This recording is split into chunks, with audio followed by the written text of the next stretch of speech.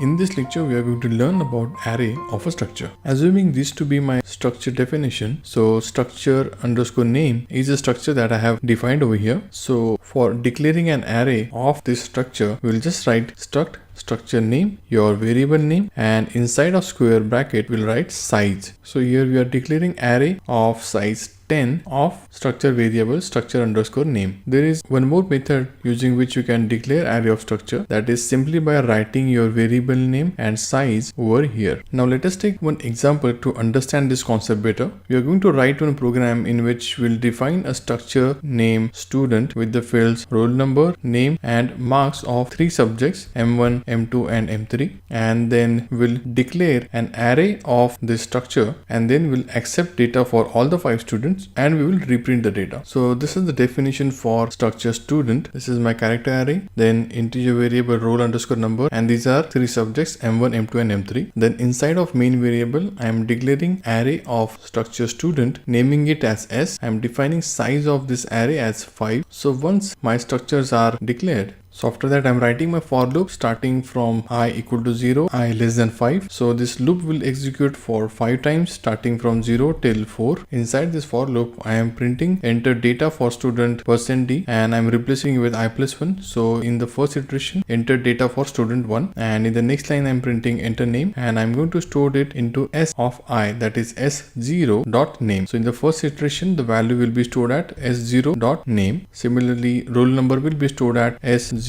dot roll underscore number. Similarly M1, M2, M3 will also be stored. So this for loop will accept values for 5 students because it will execute for S0 first, then S of 1, then S of 2, and so on. Once this is done, we just need to write one more for loop for I equal to 0, I less than 5, I plus plus, and inside of this for loop we just need to write printf statements to reprint values, structured data members, and for each of your structure variable which are part of your array. So here we will print S of I dot roll underscore number. Similarly finally we'll print printf %d comma %d comma %d, and then we'll supply values of S of I dot m1 comma S of I dot m2 and S of I dot m3. So this for loop you can write immediately after completion of this for loop. Obviously you can add more proper formatting inside of this printf statements. You can download the complete code from the download section. It has the complete program.